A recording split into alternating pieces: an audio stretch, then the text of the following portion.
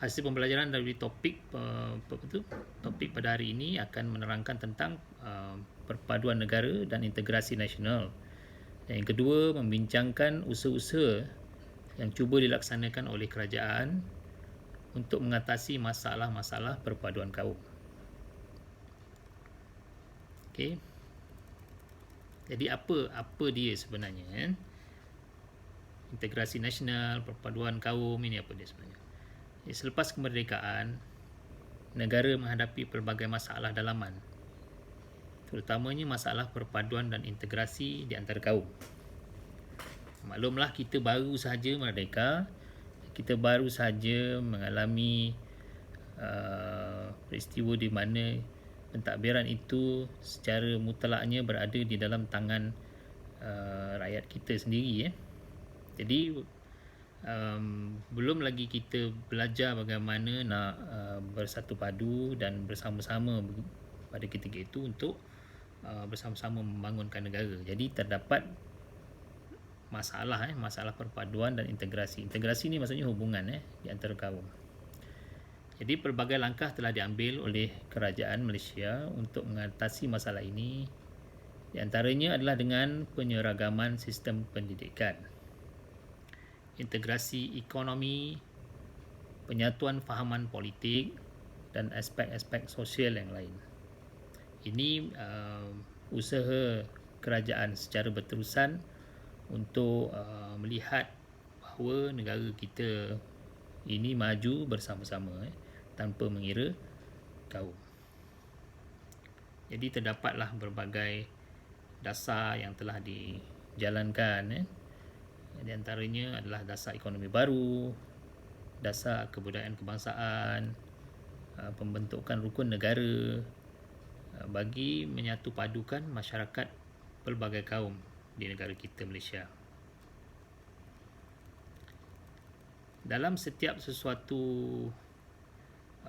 proses itu, dia perlu ada asas.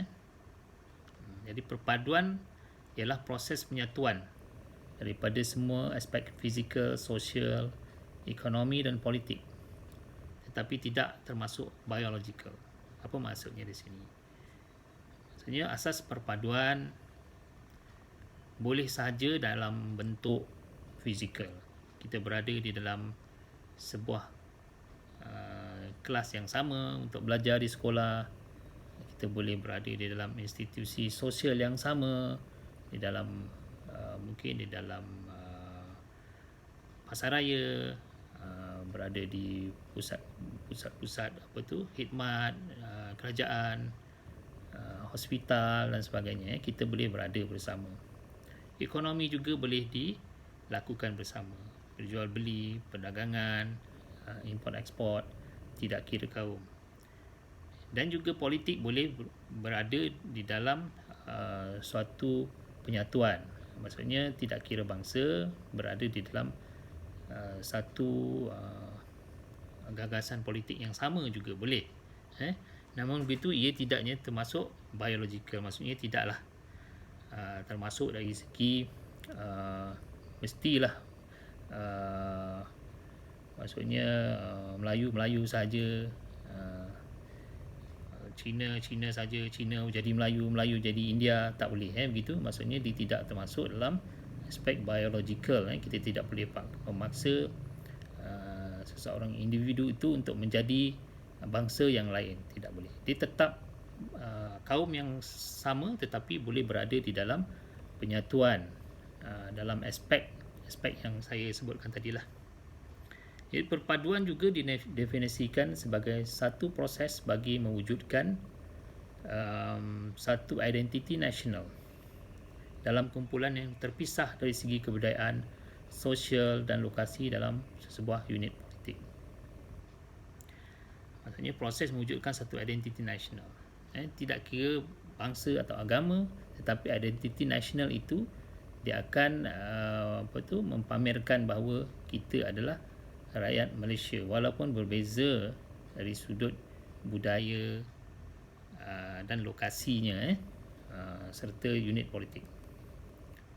Integrasi pula melibatkan semua penyatuan termasuklah biological. Integrasi dia merentasi bangsa tadi, integrasi. Dia boleh bersatu padu. Perpaduan dia tidak boleh, Melayu tidak boleh jadi Cina, Cina tidak boleh paksa jadi Islam, itu tak boleh, maksudnya. Tapi integrasi dia boleh bersatu padu. Maksudnya perpaduan itu satu perkara yang terlalu sukarlah untuk dicapai, terlalu sukar untuk dicapai. Itu maksud perpaduan di dalam konteks hubungan etnik ataupun hubungan sosial di Malaysia. Maksudnya perpaduan itu maksudnya dia akan maksudnya menjadi satu bangsa yang jadi satu agama, satu bahasa, di mana ianya adalah mustahil untuk dilakukan. Integrasi saja boleh, tetapi perpaduan itu dalam bentuk yang didefinisikan, dinilaikan oleh perpaduan Indonesia itu memang sukar untuk dicapai lah. Yang ada adalah penyatu paduan. Ini dari segi bahasa, bahasa memang agak sukar kadang-kadang kita nak faham betul-betul. Okay, faktor pembentukan integrasi dan perpaduan nasional di Malaysia. Yang pertama adalah perkongsian kuasa politik di Malaysia. Yang kedua adalah kerajaan demokrasi. Yang ketiga adalah pertumbuhan ekonomi yang baik. Yang keempat adalah tolak ansur budaya.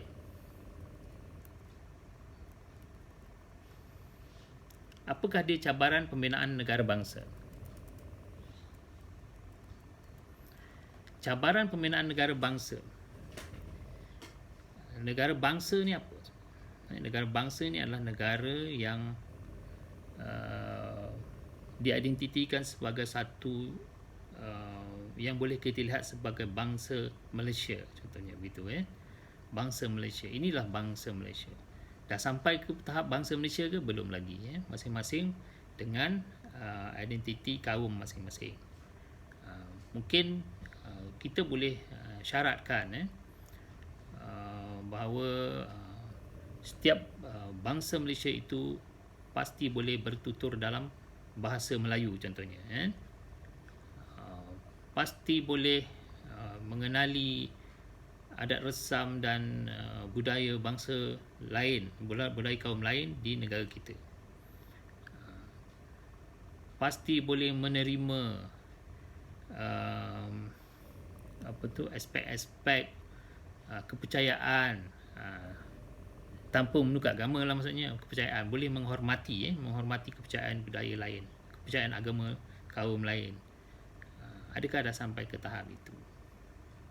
Rasanya boleh dicapai, namun begitu agak sukarlah, kerana kita ni masih lagi terpisah-pisah dari segi ekonominya, tempat tinggalnya, cara hidup dan sebagainya. Jadi kalau kita lihat dasar oleh yang dilaksanakan oleh British, dia telah memisahkan di antara etnik yang terbesar di negara kita pada ketika mereka menjajah dahululah.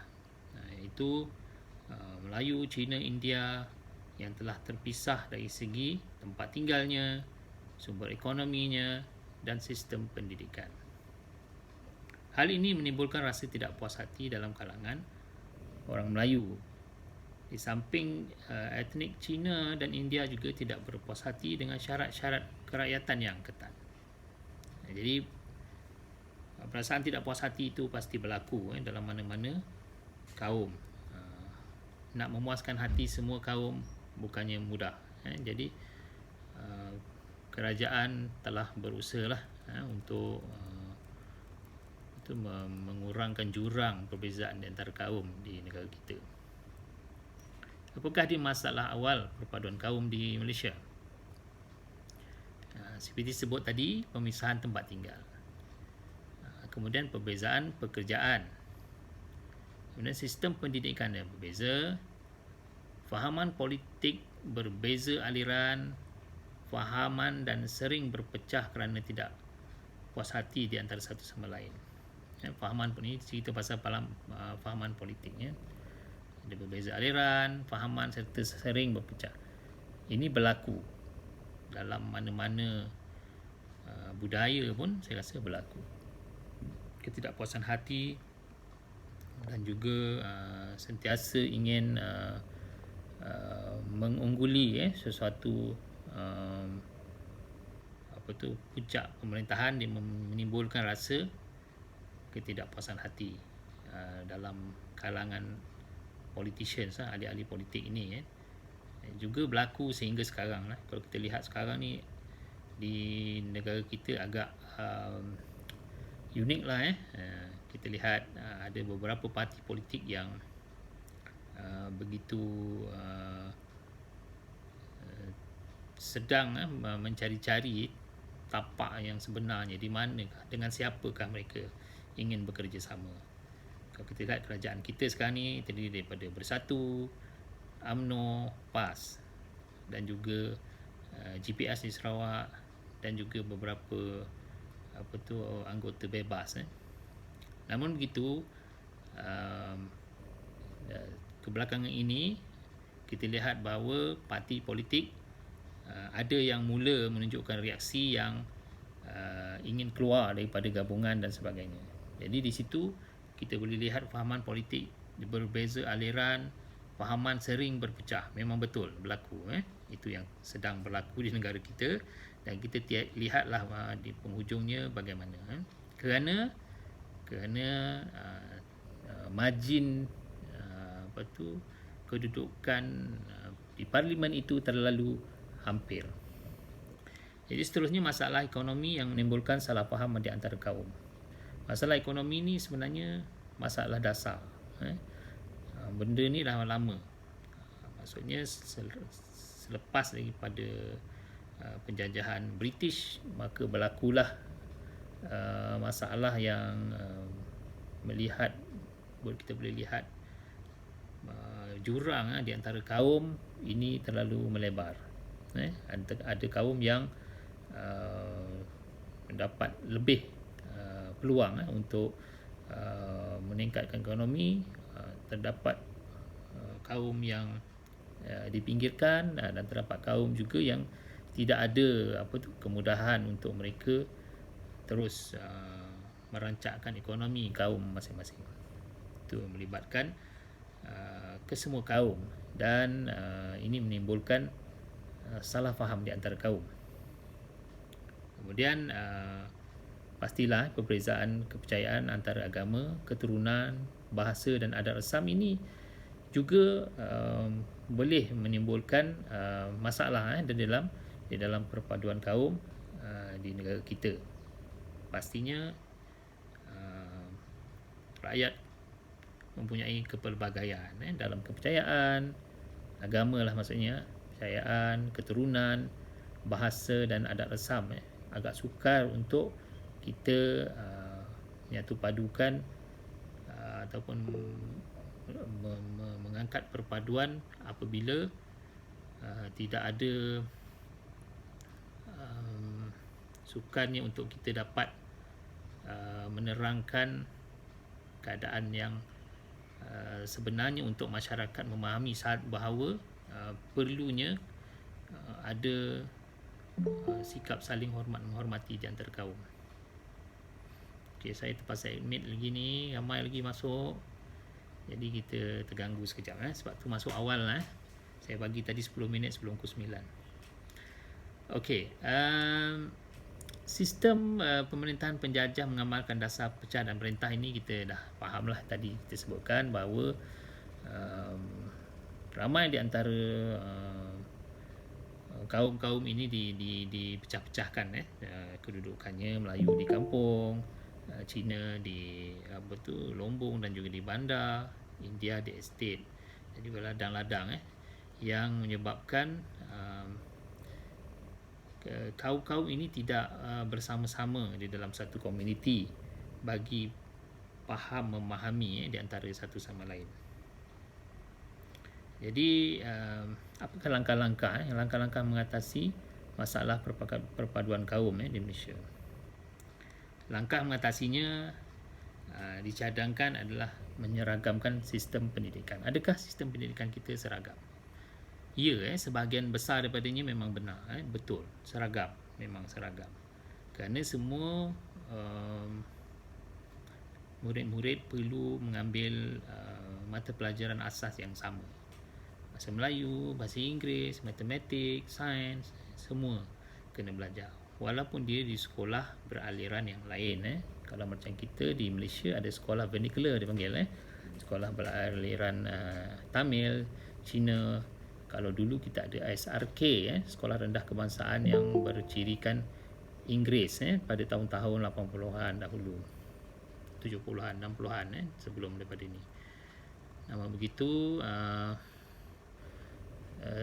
examnya, maksudnya peperiksaannya tetap melalui gaya peperiksaan yang sama, iaitu kalau UPSR lah, kalau ada PT3 lah, dan kalau SPM, STPM juga perlu mengikuti silibus yang boleh dikatakan 90% serupa. Maksudnya dia tetap kita boleh sebut sebagai seragam dalam sistem pendidikan.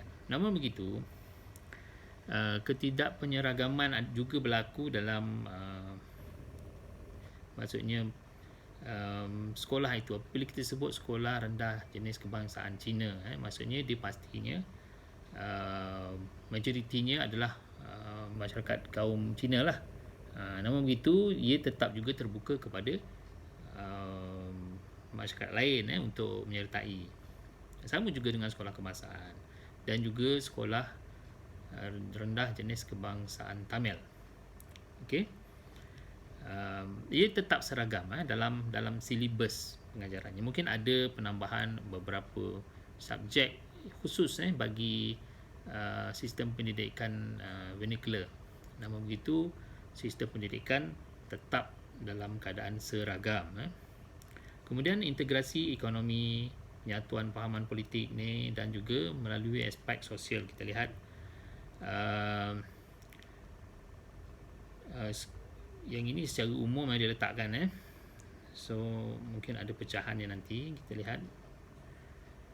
Kemudian rukun negara sebagai ideologi perpaduan. Ini selepas daripada peristiwa berdarah 13 Mei 1969, di mana berlakunya rusuhan antara kaum yang melibatkan kaum yang terbesar di Malaysia, kaum Cina, kaum Melayu. Apa sebab berlakunya perkara tersebut? Pelbagai. Yang antaranya adalah faktor ekonomi, dan juga jurang di antara kaum, ketidakfahaman antara budaya, gaya hidup yang berbeza, tidak pernah bersama. Jadi menyebabkan ketidakfahaman di antara kaum ini, dan juga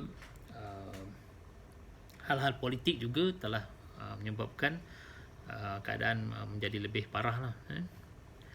Jadi rukun negara merupakan ideologi yang digubal untuk menyatukan dan membimbing rakyat ke arah perpaduan. Digubal sewaktu Majlis Gerakan Negara Mageran selepas peristiwa 13 Mei 1969. Jadi ia mengandungi perkara-perkara mengenai prinsip hidup bermasyarakat, nilai-nilai kenegaraan dan norma-norma sosial. Okey. Dan rukun negara ni diisytiharkan pada 31 Ogos 1970. Maksudnya selepas daripada peristiwa 1969 tu. Apakah objektif pewujudan objektif rukun negara ini? Yang pertama sekali adalah untuk mewujudkan perpaduan yang lebih erat dalam seluruh masyarakat di Malaysia. Yang kedua adalah memelihara cara hidup demokratik. Maksudnya negara kita adalah negara demokrasi berparlimen, raja berperlembagaan. Maka perlulah ada kita faham tentang apa itu erti demokrasi. Kepercayaan kepada Tuhan, kesetiaan kepada raja dan negara, keluhuran perlembagaan, kedaulatan undang-undang, kesopanan dan kesusilaan. Itu 5 rukun negara. Objektif dia Antaranya adalah memelihara cara hidup demokratik di mana rakyat ada hak, rakyat ada hak pada perkara-perkara yang menjadi hak kepada mereka. Kemudian yang ketiga adalah mencipta satu masyarakat yang adil supaya kemakmuran negara dapat dinikmati secara adil dan saksama. Mencipta satu masyarakat yang adil. Macam mana nak mencipta satu masyarakat yang adil? Masyarakat yang adil boleh dihasilkan dengan cara pendidikan yang berterusan lah. Maksudnya rakyat sentiasa diberi pendidikan dan juga segala kelengkapan asas sebagai ahli masyarakat supaya kemakmuran negara dapat dinikmati bersama secara adil. Sebab itulah dasar-dasar yang seminggu lepas saya dah ceritakan tu, dasar ekonomi baru, dasar pembangunan nasional dan beberapa dasar lagi itu dihasilkan ataupun diwujudkan untuk mencipta satu masyarakat yang adil supaya kemakmuran negara dapat dinikmati bersama. Yang seterusnya adalah membentuk satu sikap yang liberal terhadap tradisi kebudayaan yang kaya dan berbagai corak. Liberal di sini bukannya bermaksud kita boleh menghilangkan identiti kita, tidak.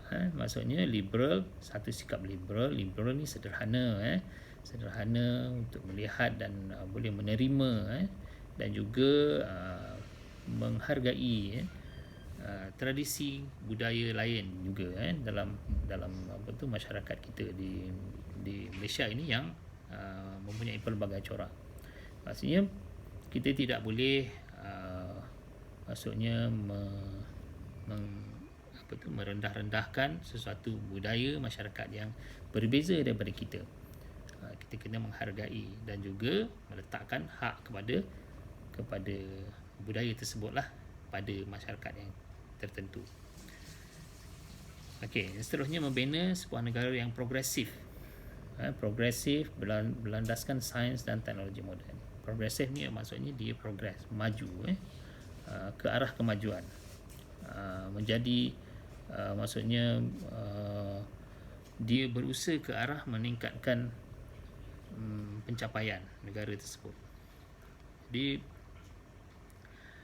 membina sebuah masyarakat progresif berlandaskan sains dan teknologi moden ini adalah suatu yang amat perlu bagi sebuah negara dalam mencapai kemajuan. Maksudnya sains dan teknologi ini adalah sesuatu yang sentiasa progres, sentiasa berubah, sentiasa perlu dipelajari, sentiasa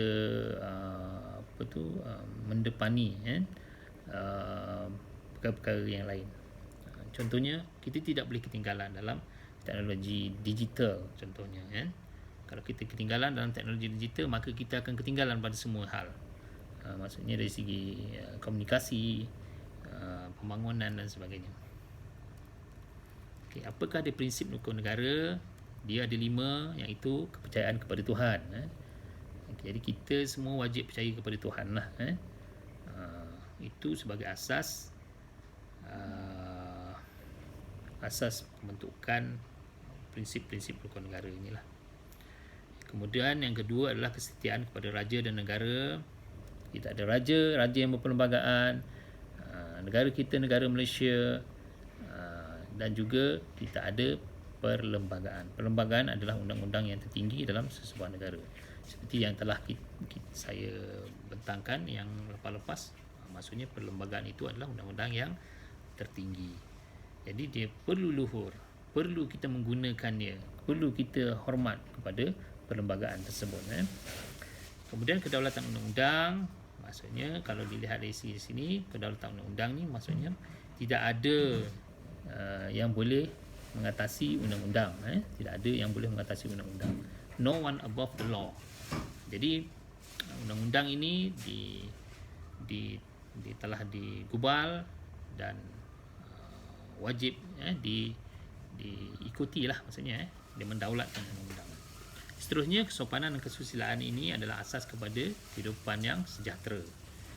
Maksudnya kalau tidak ada kesopanan dalam kehidupan kita, susahlah kita untuk berkomunikasi dengan mana-mana juga keadaan ya. Okey, ada yang baru masuk. Seterusnya, okey, dah sampai habis. Ini pendek saja yang ini, kemudian kita akan sambung lagi untuk minggu ke-13.